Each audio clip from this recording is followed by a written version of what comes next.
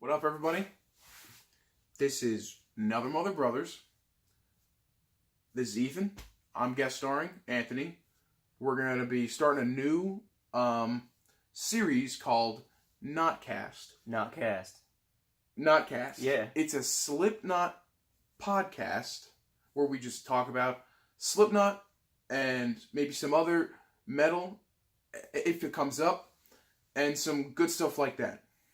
Yeah. Yeah. You feel me? Yep.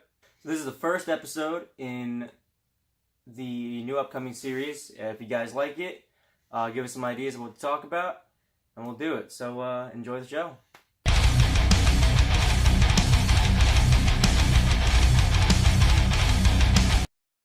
Everybody, to Another Mother Brothers, the first episode of KnotCast. First podcast here. I got Anthony Pace guest starring here, and today's overarching question is, why Slipknot? Why are we talking about Slipknot today and in the near future? Anthony, you want to start us off? Yeah, I'll start. I mean, I think Slipknot, they've become a really popular band in metal culture in today, right? For me personally, though, why Slipknot? I got into metal recently, a couple years ago, and I love it. And Slipknot was almost like a gateway drug into the rest of the genre for me.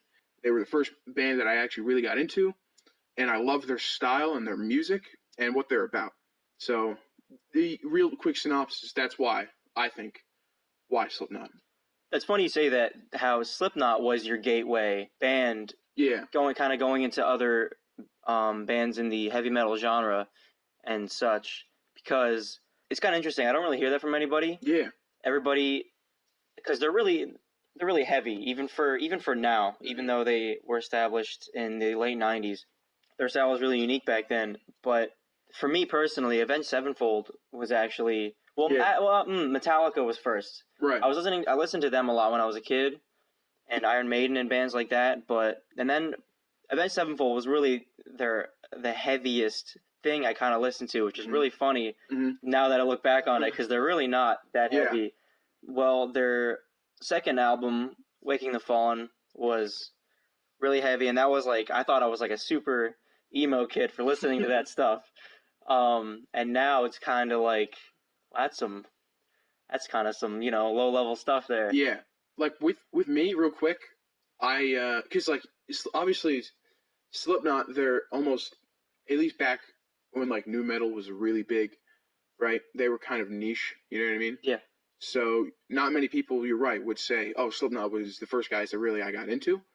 It's more like the popular guys that I listened to got me over to Slipknot. Yeah, there you go. The thing with me was, when I first got into metal, I found a couple songs from a bunch of popular bands, but Slipknot really jumped out at me because I'm in love with like horror and that whole creepy side of things. You know what I mean? I am as well. Yeah. Yeah. I'm really fascinated by that stuff, and just the whole thing with the masks and how crazy they are on stage. It really just like, it was like meant for me almost. You know what I mean? It was just really cool. It was such a wonderful coincidence that what I really liked was personified in that band when I first found out about him. Of course, yeah. And it's funny, I also realized as I got to know you better, as a person, I've known you for a few years now. Yeah. If I were to just have known you for a while and then I stumbled across Slipknot, I'd be like, you know what? I think I think you would like this a lot. Yeah, man. Yeah, absolutely. I'm also a big fan of horror and stuff, and I love how they're just genius. In my opinion, that's an opinion, of course. But the way they portray what they're trying to tell us through the specific lyrics that they write. I'm pretty sure Corey Taylor, the singer and frontman of the band, writes most of the lyrics, but I think every member kind of has their own input. I think, actually, could be wrong. I think Paul Gray, former bassist. Rest in peace. Rest in peace. Yeah. He used to be the songwriter. He used to write a lot of it. Really? I thought I read that somewhere. He used to be a big part of the writing process, almost like the Rev was for Avenged Sevenfold. Also, rest in peace, man. Yeah, also rest in peace. Oh. But I think especially Clown, Sean Cran, Sean Cran. and obviously Corey. And then the rest of the guys put some input in there too for the lyrics. Yeah. Yeah. Also, just kind of going backwards a bit, if anyone listening has not heard any Slipknot songs before, highly recommend it. And I have to ask you a question here. To anybody who hasn't heard Slipknot or is just going into it, what would you recommend that they listen to first? Would you recommend their earlier albums, or would you recommend their later stuff, recent stuff? If someone came up to me and said, "Ant, I want to get into Slipknot," how would I go about that? I wouldn't say you should listen to this album or that album. I would give them a couple songs from each album that I think they would like. That really is, it's friendly to their virgin ears. You know what I mean? And it won't scare them away, but can let them be like, I want to delve into this a little bit more. This is catching my attention. You know what I mean? Right. I was actually going to ask you after. I didn't expect you to say that. I was going to ask you if somebody wasn't as into like the screaming and everything that we are, the heavier side, what would you recommend? Right. So I'm going to answer both of those questions with the same answer. Right. Okay. I think I would recommend I'll start from latest album and I'll go backwards to the earliest album. Go ahead. Yep. Because their first album has a lot of songs that are easy to listen to I don't want to say outsiders, but someone who hasn't listened to Slipknot a lot, like 0.5 The Great Chapter, their newest album, and the album right before that, All Hope Is Gone. Those I think are the two easiest to listen to from someone that hasn't listened to Slipknot before. Right. I think from 0.5 The Great Chapter, I would recommend The One That Kills the Least, because it is really melodic and has some nice heavy riffs at the same time. And I almost want to say it's a masterpiece, because it's a really beautiful song. I agree. It is quite a masterpiece. We've listened to it, I don't know how many times, and we're still like, we listened to it for months, and we still were like finding out new things, new meanings that were hidden in there and stuff, and it's pretty awesome. We'll also talk about, like, real quick, kind of breaking off from what I was saying just for a second. Yeah. Slipknot. Well, we'll also be talking about like the hidden meanings and in between the lyrics and the lines of what they're trying to portray in their music, which is also another big reason why I really like this band. It's the emotion and the message that they're trying to give out. You know what I mean? Yes, I agree, and I think that a lot of people who listen to them at first, you can say this about almost any like heavy metal band actually, people don't really, especially today, in my opinion, there's a lot of people that do, but there's a lot of people that don't listen to the lyrics and what the message really is, especially when the singer is screaming so, I guess, harshly to a lot of people's ears. All they say is like, wow, this is just noise. I can't really understand what he's saying, and I don't really want to find out. Yeah. Because it doesn't sound very pleasant. You got to get past that little barrier. You really do. And I think that's the hardest part. That's the real reason. Because people, it's different. And people are just hopping on the bandwagon for a lot of music these days. They're not really giving it a second thought. Yeah, when I first listened to metal, I liked a lot of easygoing, little, not as heavy stuff because it was that really guttural, screaming vocals that really kind of scared me away. Me too. But then once, it was so weird. I don't know what sparked this in me, but as I kept listening to metal, I just needed it to get heavier and heavier and heavier. Right. And then after listening to the really heavy vocals, I realized this isn't so bad. And then soon it was like, I like it a lot. You know what I mean? Yep. And now like I was going to say the chiller stuff, the more chill metal music is not as appealing, but I take that back. I still like it. For me, it's like I have to be in the mood for the really chill stuff. Yes. Yeah. I'm mostly in the mood for the heavier stuff. I'm the same. Now going back to what we were talking about before, when I asked you to recommend the songs, right? Yeah. Before we get into that, real quick, I just want to say that the first Slipknot song that I heard was, this is probably the same for a lot of people actually that are my age. Before I forget, because it was on Guitar Hero 3, and it was really popular in about, I think, 2007, 2008 when it came out. And I didn't really give it a second thought. I was 10, I think, something like that, younger. So it was cool. It was all right. I never listened to it again until recently, a few years ago.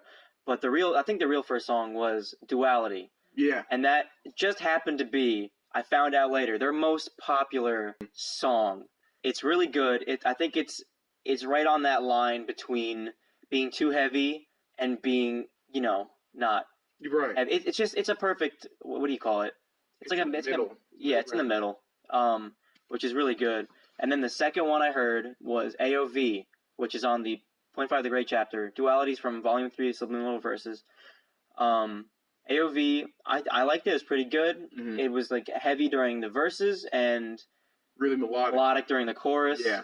And had like a chill part, which is actually pretty average format for all the songs on 0.5 The Great Chapter. Mm-hmm.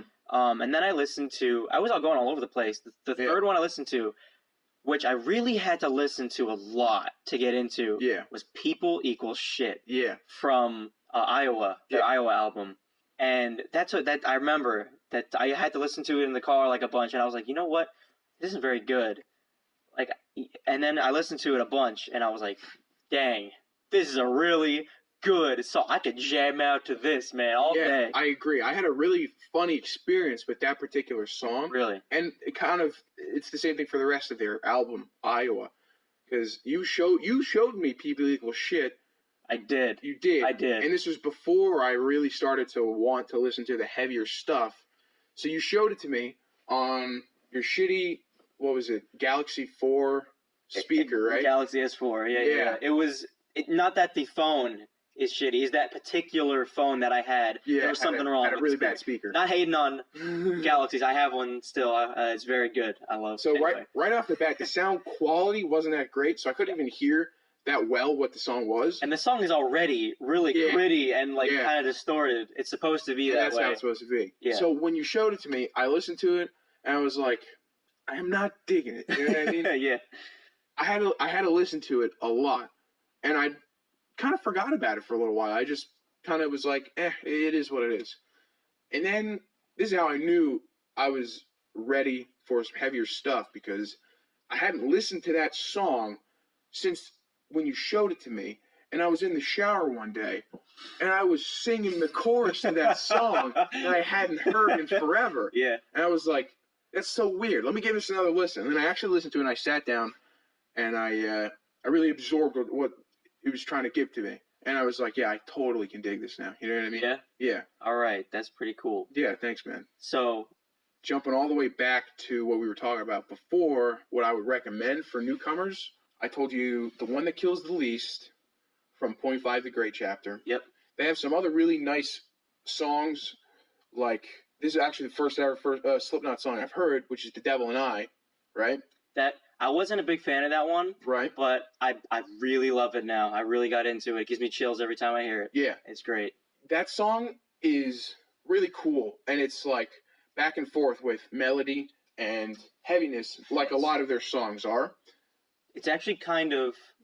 never mind. Continue. No, please. What's up? I was going to say, it's kind of backwards from what they usually do, especially in 0.5 The Great Chapter. They usually have the verses are heavy and the chorus is melodic. Yeah, no, you're right. Devil and I. Right, you're right. It's kind of backwards. It is. The verses are really calm. Mm-hmm. You know, and his voice, he's singing really high in his register, which he, it doesn't do much. And then in the chorus, boom, hits you like a truck. Exactly. There's like a kind of an analog sound that kind of builds it. Yeah. And then boom, it hits you right there. And that was insane. One of the reasons why I really liked that song too, because it gave me that nice, chill, calm feeling, and then it started to build up. And then it hit me with the really cool instrumentals and the heavy vocals, and I was like, this is really cool. Yeah. There's a big theme in that song, which he references the devil a lot, which I feel like obviously he's like after listening to the song a lot and like figuring out what he's talking about himself. You know what I mean? He's not talking about the devil. It's a metaphor. But I feel people listening to it for the first time might scare them away. You know what I mean? Because they hear devil and they're like, wait a minute, whoa, that's like totally against social norms, man. You know what I mean? You feel me? I do. Also, I don't recommend the music video for The Faint of Heart. Yes, that's a good point. But because of my personal the things that I like we mentioned before, Yeah. really into horror movies and really creepy, kind of awesome, gross stuff. Yeah. The video is quite graphic, and it's has a lot of themes of death, and it kind of shows that really up close and personal. Yeah. And I thought that for me, I thought that was the cool thing about it. But I feel like I'm not like most people, and most people would kind of be kind of scared away from that, especially people who exclusively listen to like Taylor Swift and like pop and like and normal pop culture, boy bands and such. Yeah. So that's why, like, once you can accept like the reality of what Slipknot sings about and like how they are and like how the whole encompassing theme of I can't even say that. I was gonna say the whole encompassing theme of metal itself. You can't say that because everybody's all really, really different. I think metal is that encompassing theme about what everybody's trying to say. Right. Slipknot, though, they're intense. That's a good word. And not a lot of people are ready for it. Unless, like, you listen to these songs I'm going to give you, and then you can delve into the deep end. You know what I mean? Right. Next song that I want to recommend is from All Hope Is Gone. Which is their most popular album. It is also their most popular album. By the way. And I'm actually going to quickly, I've got this on my phone right here. I'm just going to take a look at, because I don't know this album as well as I know their first two albums and Point 5, for example. So I'm going to make sure I have a reference of all the songs in that album real quick. If you don't mind me saying real quick. Totally, go. All Hope Is Gone.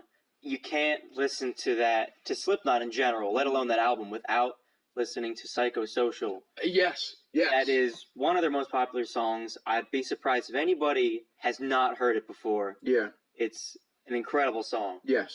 That, I might have to say, is the song that I want to recommend listening to from that album. Right. It's a more heavier song, but with a really chilled out chorus. So you can get the really hyped up feeling from the slow beat, the heavy, almost constant banging of the verse, right? And then you get it's almost like a break, a relief in their chorus. It is, and then it comes right back in. And then even heavier with the bridge. Totally, dude. After the solo. So that's a really good gateway song into the rest of their band. Right, I agree. I think it's a lot like Before I Forget and Duality. Yeah. Another song from that album is Dead Memories, which is... I was going to say Dead Memories, too. It's on the calmer side. It's not like they do have a lot of calm songs really calm. Like that. It's not like that. That song is almost like a screwball from the rest of their music. Yeah. Yeah. It's just different. It is really cool. I recommend listening to that song. Anybody, you don't have to be a metal fan.